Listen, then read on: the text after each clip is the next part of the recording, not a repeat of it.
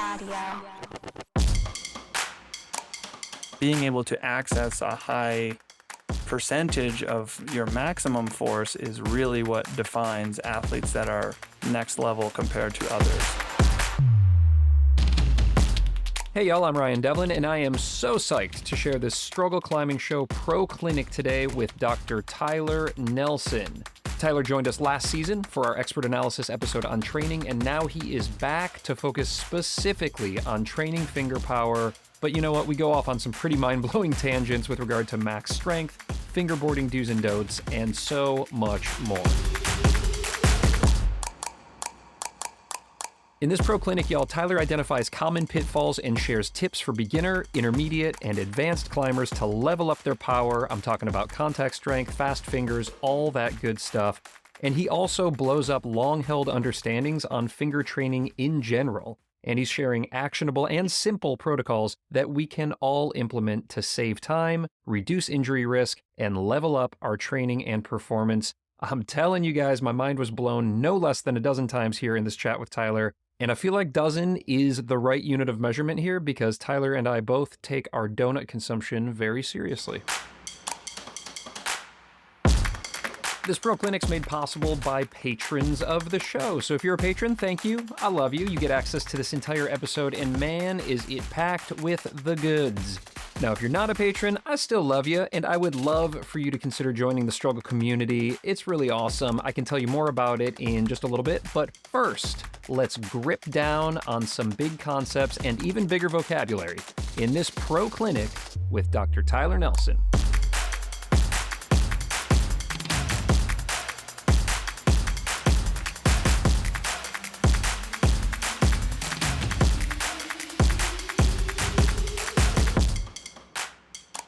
So man, you seem like you've been busy as ever, and on top of it all, you've been taking on skateboarding. You've been skating a bit. I have been skateboarding a bit, which has been really fun. It's a fun distraction for me because it's something I've never done. Yeah, sick. And you've kind of gone all out. I mean, you've got like a legit ramp in your backyard. Where is this psych coming from? Is it from you or is it from your kids? Yeah, I have 3 little boys, but the one, Luke, likes to skateboard, and then the other one, Henry, was interested. And so we were going to like skate parks close by.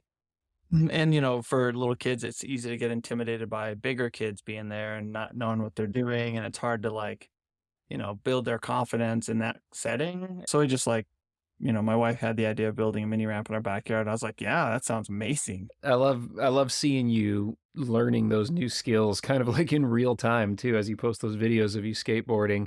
And today, you know, a little bit of a segue, it's a perfect segue, is to talk about learning new skills here, or at least learning new training methodologies. And one of the things that you've been posting a lot about recently is training fingers. And of course, today we're going to focus on rate of force development or training fast fingers. And that's the clinic that you're going to take us through. And I'm really hyped on that. But before we do, I kind of want to just touch on this like breaking news, if you will, or at least some new ways of looking at training max strength that may not just be hanging a ton of weight off of a hangboard. I mean, it's like, I don't think the fingerboard is like a bad intervention at all. And for a beginner, it's probably the most easy access point for someone to intentionally train their fingers. But, you know, my business is consulting with mostly experienced climbers that have finger injuries, and they all are doing the same things, and they're all overloading the connective tissues in a manner that now we know is not really that advantageous for muscular strength, but it's, you know, this reliance on this passive tension. So it's essentially just, they're doing eccentric muscle contractions, which are really capable of tolerating a lot of load. But that extra load is not really going to transfer to rock climbing. And just so I'm understanding it, because I don't want to go down a whole rabbit hole here, I want to make sure we're staying focused on the topic at hand. But just so that I'm understanding from what I've heard and read from you, the idea of like an eccentric, or essentially for, correct me if I'm wrong as I'm saying this, but essentially if you're doing like a heavy hang, like a max hang load, you're just kind of preventing your hand from opening. And that is different than actively trying to close your hand, right? And so the difference there is you're loading the tendons, and using the muscles that you have at a much higher load to prevent your hand from going maybe from a half crimp to a open position or something like that, versus what I think you're discovering here is for training for strength on the wall, you actually want to more be trying to close your hand, maybe going from a half crimp to like a full crimp. Or did I totally butcher that? No, no, no, that's not, no, that was great description. But when we do like a overcoming isometric, we're not going to really move the finger angle that much. But yeah, the Mm-hmm. intention is there is to, try and clamp down actively on whatever it is surface you're using at a slow build of max intensity to make sure that we're getting a lot of recruitment. Because really the goals that we're trying to get out of our strength training on a fingerboard is really to increase our strength. Like, Right. and that strength that applies to the climbing wall is like all muscular recruitment for the most part. And with that muscular recruitment, we definitely get some passive tension, which is important for climbing as well, but not to the point that we do it on a fingerboard with really heavy loads. My default assumption when it comes to any training on the hangboard, especially at like heavy weights, is that you're training the tendons, because there's so much emphasis put on the tendons. It's pulley injuries and ruptures and like let's overload the fingers and strengthen those tendons. But correct me if I'm wrong, but like what you're saying here is like, yes, tendon health is important, but what's going to help you climb better is actually those finger flexor muscles, right? And it's the muscles that you're talking about training here, where you're doing those overcoming isometrics, where you're essentially trying to not just prevent your hand from opening, but almost trying to kind of curl into the board or the tension block or whatever. Yeah, the tendons you mentioned, like loading the tendons for sure is helpful and important. But my estimated load based on the pull test with on an edge was 200 pounds on top of my body weight. So Jeez. for me to do that, it might be fun to do it and it might be fun to try, but that's an absolute waste of my time because that's not going to give me an adaptation to my muscles necessarily, but it's going to be risky. And so the other thing to consider with a fingerboarding protocol is at some point, and I don't know that we know exactly what that point is, the loads that we're putting on the connective tissues are more risk than they are benefit because all of that passive tension has to go through my joint capsule, has to go through the volar plate, has to go through the pulleys. Like those things are really important. And so when I talk to a lot of, professional climbers or people that are lifers for climbing, they're already overloading their fingers or additionally loading their fingers on the climbing wall. Doing it at an exceptionally greater intensity off the climbing wall doesn't really make much sense, especially if they're not getting as much recruitment out of it as they hope to get. Yeah, that is just super fascinating. And it really just seems to be blowing up. I mean, it's blowing my mind because it's really blowing up what the common understanding of training fingers, I think, has been for quite some time, which is to just maximally overload our fingers on a hangboard, hanging, right? Rather than this overcoming isometric, like you're talking about, where it's much more of an emphasis on developing the finger flexor muscles. And again, we're going to get into fast fingers here in a second, but I still think like the protocol here, the paradigm of training fingers is changing, and understanding this as we get into how to train fast fingers is really important. And so just understanding that, yes, the hangboard has a place, max hangs have a place, but it is not necessarily the best way to train strong fingers by just hanging a ton of weight passively or eccentrically, as you say. That just seems to be kind of like an eye-opening shift in what at least I've thought to be the golden rule for quite some time. Really, all we can get from our training and strength training is recruitment and coordination. That's like kind of the goals with that training, and some tendon stiffness, which comes from high intensity things, which is either one of those.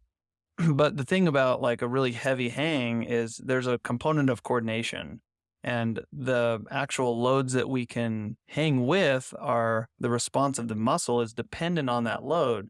So as soon as we remove that load, we don't really have the potential of that adaptation anyways. And so all we're left with is our muscular recruitment. So if the goal with a finger training protocol is to increase recruitment levels, just doing that increases recruitment levels is not that complicated. And it's actually way less fatiguing and stressful and less risky then adding a bunch of load to your body and hanging for some set time point. And the fatigue accumulation with eccentrics is very well like documented in research in other sports and just muscle physiology in general. And that's kind of the stuff that I've spent a bunch of time learning now from this researcher, Chris, where like that's really what's fatiguing for exercises on multiple days, So if someone does a heavy strength training workout on a fingerboard, they could be fatigued already going into it, but because the muscle fibers don't respond in the same way when doing it eccentric, they could still do their heavy hang protocol, even if they're tired. Right. That long term is not a good idea. That's super risky. But people have been doing it for years, and some get away with it, some get injured. A lot of people plateau. And the people that I talk to that have been doing max hangs for a long time, they realize they're not getting any stronger from it. Mm-hmm. They realize that it's not transferring to the climbing wall, and that's exactly part of the reason why. I love how we can, kind of continue to discover new things, right? Science is never settled. And first of all, I appreciate you as a scientist continuing to educate yourself, and then you just give it away to us, which is awesome. So thank you for that. But also, I want to now bring this into training fast fingers, finger speed, which you have put a really high emphasis on with regards to its application to rock climbing.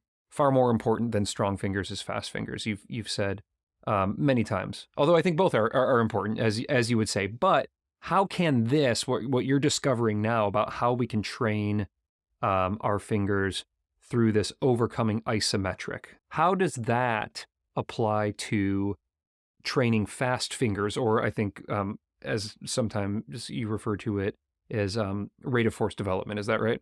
Yeah, I think they just fit tightly together, because I don't know that the new kind of methodology that I'm talking about has changed my opinion on rate of force development, because climbers and athletes of all kinds have known that rate of force is more important than maximum force. Yeah, and let me just back to basics for a second on that.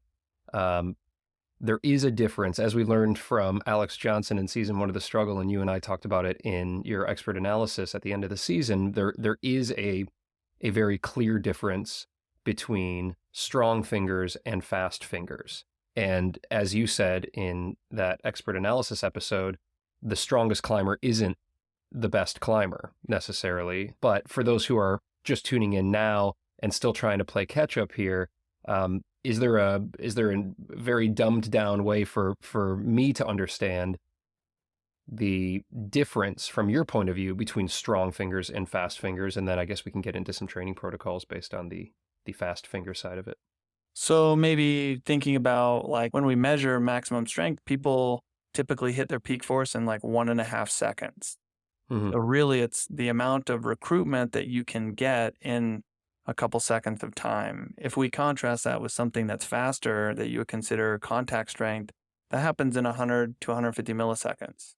So a fraction of the time, and so being able to access a high percentage of your maximum force is really what defines athletes that are next level compared to others, right? And so being able to access a lot of your force will certainly make you able to latch onto a hold more quickly. And just to look at the other side of that, where would max strength still be very important? Would it be just with regard to being able to rest on holds, or just do deep lock-offs where you have to grab a hold and then push it down to your waist or something like that, as opposed to just latching onto a small edge dynamically? Just maybe kind of practically speaking, where is max strength most used in climbing on rock versus power? I would probably say they're more connected than people think, because really to get high levels of force in a strength context, you have to get high levels of recruitment.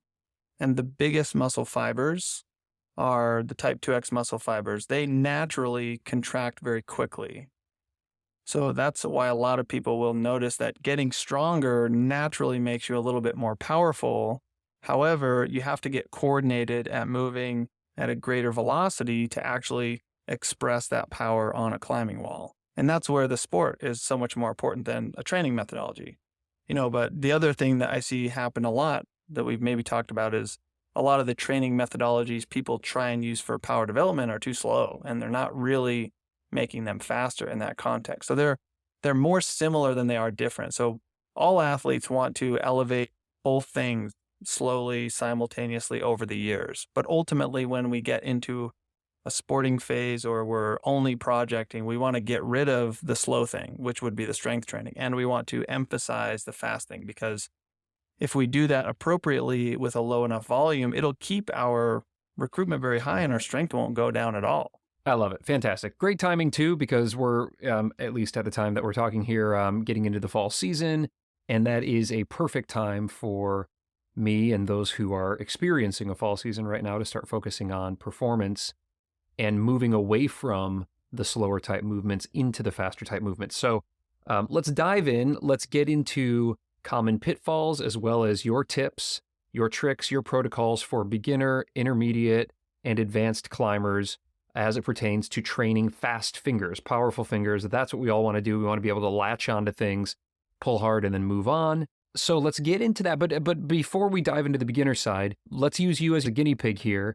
And obviously, this is your field of expertise, but I am curious still to learn if there's an area where you struggle specifically with this type of training.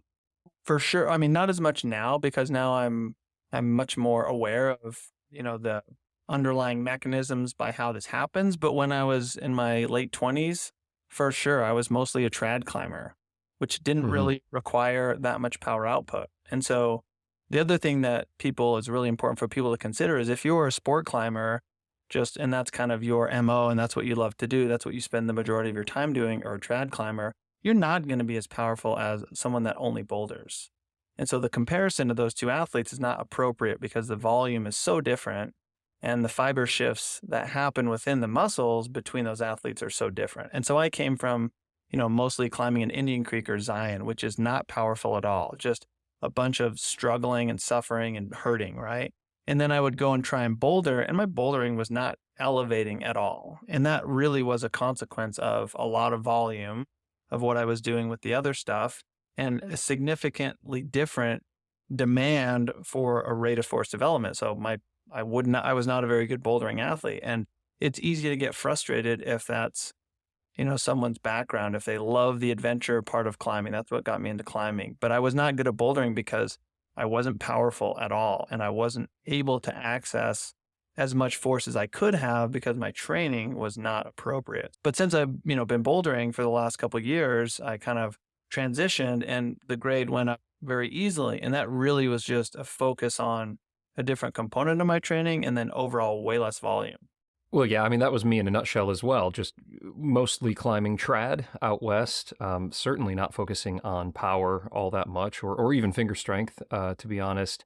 And then moving out to the red, and they tend to be very long sport routes. I mean, it's certainly more powerful than trad climbing, but a lot of open hand, pocket pulling, overhung, 60, 80, 90, 100-foot routes. But now I'm, as I'm trying to push up into the grades, I'm running into boulder problems in the middle of a route. It might be a V3, it might be a V4, something that off the ground maybe wouldn't be limiting all that much, but of course, 50 feet up, it is. And so beginner in this sense could be somebody who's been climbing for a decade. Like you said, if you're just been climbing trad, you're doing adventure stuff, or you're doing these more endurance-based routes like I had been focusing on, I guess, I could be considered a beginner with regard to training rate of force development. Or it could also be somebody who's just getting started. Maybe they're in their first couple of years of climbing, going to the gym, working on boulder problems there, but haven't focused a lot on specific types of training. So I guess let's use that as kind of our guardrails here for beginner. And what would you say to folks who are at that training age?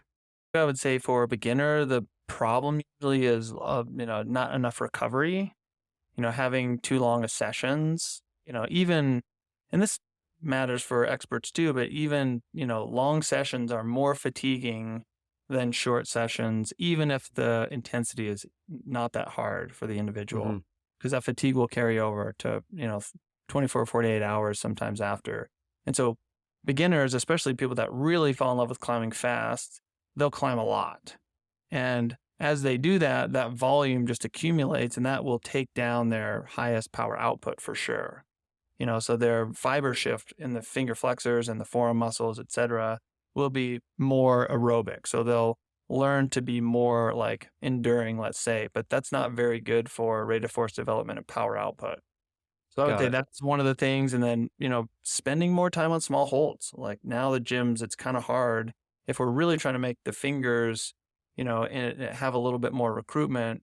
The typical gym set for a beginner is not that hard on the fingers. And, they want to, maybe set aside some time. That's where a fingerboard, in my opinion, would work really good with your feet on the ground and just do some sort of, intentional loading or a repeater or something that do get a little bit greater of a stimulus than you would on the climbing wall. And just do that like kind of as the warm up routine, couple hangs per session. And that's probably good enough for a beginner. Yeah, so and I think you're right. Like for beginners, you get so psyched on the sport, you just want to go out and you want to climb everything at the gym. And usually they're all jugs, like you're saying, if you're in that kind of V0 to V2 range, everything tends to be pretty big. Now, climbing a lot of volume at that stage, if you're psyched, is going to help you with technique and, just I think efficiencies with climbing and learning how to flag and these kinds of things that are pretty common, like the learning curve for a beginner. But you're saying at the same time you should also be intentionally programming in some things that will develop that finger speed. And so if you're looking at a week for a beginner who's mostly spending time at the gym, like for me, for example, I used to go to the gym 3 days a week and I would just like climb 5/8 on the auto belay until I couldn't close my hands. And then I'd get in the car and I'd drive home. And then 2 days later, I'd go back and I'd do the same thing. And so how would you program that week if we wanted to intentionally focus on some more of that, the finger speed as well? I would say they could do, depends maybe on if it was a sport climbing focus or bouldering focus, but that's a good use of a campus board for Hmm. a beginner with their feet on because the holds are predictable and it's not going to be a bunch of weird direction change. It's not going to be very technical. So they don't need a lot of proficiency for it, but they could just like make, maybe do 3 sets of 4 hand moves and try and do it a little quicker, try and be powerful on the campus board with a couple minutes rest between, and then go into their normal climbing session. Doing the power things or the fast things first makes the most sense because those are the things that are the most important for skill development. When it comes to an athlete that's just psyched, like you mentioned you were, even though it's the fingers that we get fatigued and the fingers we're talking about, a lot of the fatigue is carried over and is influenced systemically, which means like my climbing skills and my ability to be coordinated for sure will go down if I make my forearms blasted in a session. So if I have my next session too soon and I'm not fully recovered, my footwork will suck. My Hmm. like body positioning won't be very good. My overall coordination will go down a little bit too. And this is something that's like been super eye-opening for me with the new skateboarding thing. Like because I'm so familiar with climbing and a lot of people that have been climbing a long time, they're so comfortable with the skill, subtle changes in fatigue won't really be noted. But if it's a new skill, if I go and I try and skateboard when I'm tired, I'm going to break my hip. Like it's terrifying. Like I am not at all coordinated because I'm not good at the skill, which is really pretty important for like beginners to learn. If you're thrashing around on the wall and you can't like do coordinated moves and your like timing is off, that's a red flag. You want to avoid that space as much as you can.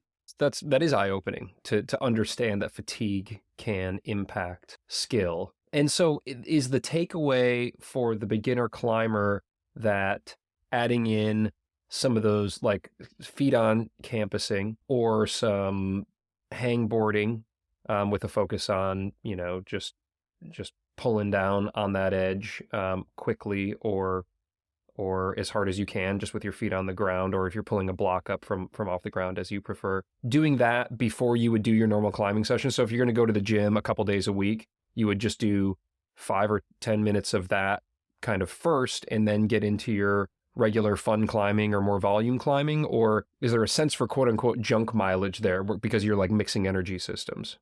I would say for a beginner, the easiest way to build skills and proficiency is frequency. So again, as we mentioned, like with my new tool in my backyard, I can do 30 minutes every day, which is not a huge amount of fatigue. Like I'm fit enough to tolerate that. But that's a pretty small dosage where I can just like keep trying it and keep practicing and stuff. It's really when new climbers go to the gym for hours. And, probably after 60 minutes, there's really no use in being there because the skills have deteriorated and they're not really learning anything that they're going to remember that's going to carry over to another session. So a beginner would be much better off, having I would just probably use a fingerboard for beginner and have them do a little bit of fingerboarding as their warm up with their feet down, then go into a climbing session, make sure they leave before the session. They're really tired. Make sure they recover better than they're fatiguing their body and come back and do that a couple days per week. And that should be easy to recover from. The sessions that are higher intensity for an athlete tend to be shorter naturally because they get tired quickly. And that's an okay thing for a beginner. Like it's not more risky for a beginner to try hard for their own relative level of strength. What they can do is they can't tolerate the stress that a pro athlete would do, right? But they're not going to be able to do that anyway. Yeah, so shorter, higher intensity, more frequent sessions, when possible, of course, compared to like really long beat yourself up, crawl out of the gym sessions. And I think that makes sense. It makes sense to me here. Of course, when I was just starting climbing, the psych was super high. I just wanted to spend hours at the gym. So I think it's something that's maybe easier said than done. But for those who are out there who are beginners who are listening, or even elite athletes, Alex Johnson was on this show last season and talked about how she worked with you, in fact, and really identified when to stop. When the power output went down, she would stop an exercise or she wouldn't train at all that day. And so it takes some discipline regardless of the level, but I think just that general rule makes sense. Shorter, higher intensity sessions. And for a beginner then, just if we're going to kind of wrap up this part before we move on to intermediate, if we're going to go into the gym and we're planning to do some climbing that'll work on skills and work on our technique and just be fun, if we're going to start with like a feet on the ground hangboard for 5 or 10 minutes, like you're saying, I think that's just a good, easy, basic way for beginners to focus on training their finger strength and their power. So you're going to start there. But if that's essentially your warm-up before you go climbing, is there a warm-up that you should do before that, like a warm-up to the warm-up, or a warm-up rather before you start pulling hard on an edge or before you start pulling fast on a smaller edge than you would typically be doing in your climbing? I would probably have them do it just at sub-max intensity, so not at 100%. Do it at 55%. Do it at the second set at 75%. Do it at 85%. Do it at 95%. They're just really training to get different levels of recruitment before they actually go and they train. So you're trying to get blood flow to the muscle, trying to load the tendon, trying to load some of the connective tissues of the fingers, and then get ready, right? And I typically have people do like some sort of upper body thing, lower body thing, fingers thing. So it's kind of like a more systemic kind of warm-up routine, which includes fingerboarding. And I would say for a beginner, that is absolutely enough finger training they would ever need to do. But it's a really small dosage because still the majority of the connective tissue adaptations and all the passive tension they're going to get as a climber will come from the climbing wall. But we don't need to start someone off doing that too much as a beginner. Got it. Awesome. Simple. I think the best protocol is the one that you can follow, and that is one that we should all be able to follow. In fact, at any level, whether it's beginner, intermediate, or advanced, there's just something to take away from that section there. But now let's move forward. Let's move into what would be considered an intermediate climber. And it's always hard to define this by grade or even training age, but you've obviously moved past beginner. You're focusing on your training. You're moving up through the grades. I think maybe 5'10 to 5'12, somewhere in that range. That would put me in that bucket, even though I've been climbing for a decade. I think just at least with regard to my sport and bouldering grades, I'm probably squarely in that camp. And for bouldering, what do you think? Like maybe up to like V5 or V6, somewhere in that area? Yeah, I think that's where people get trapped is like the V6 range is pretty common. That was definitely my experience, and some of my friends' experience. I would say the common pitfall for those athletes is they're not moving fast enough. They're not like intentionally being more.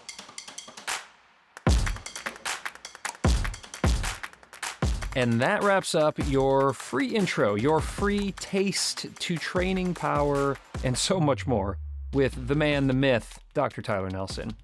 If you think that first section there was eye-opening and mind-blowing, just wait until he gets into intermediate and advanced pitfalls and protocols, as well as then dipping into hangboard protocols, pull-ups, and what to change when you're looking to peak in season.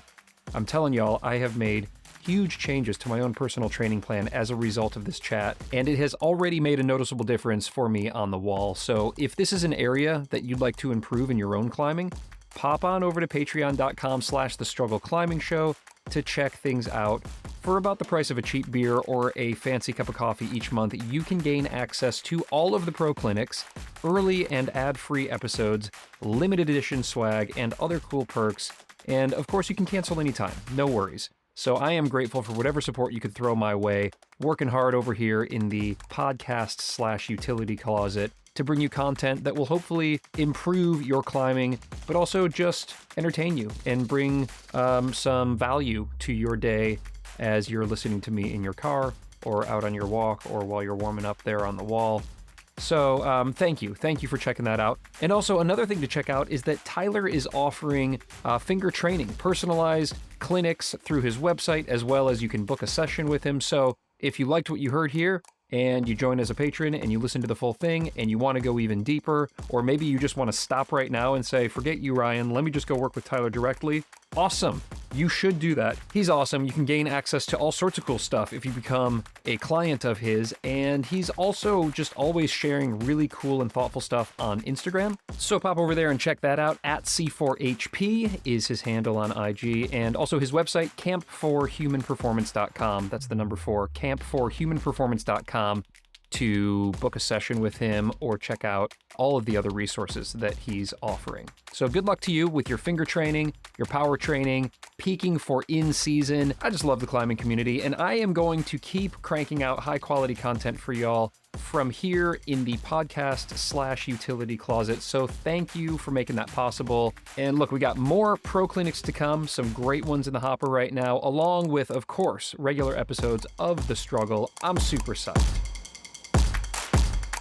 The struggle makes us stronger. Let's climb hard and do good things in the world.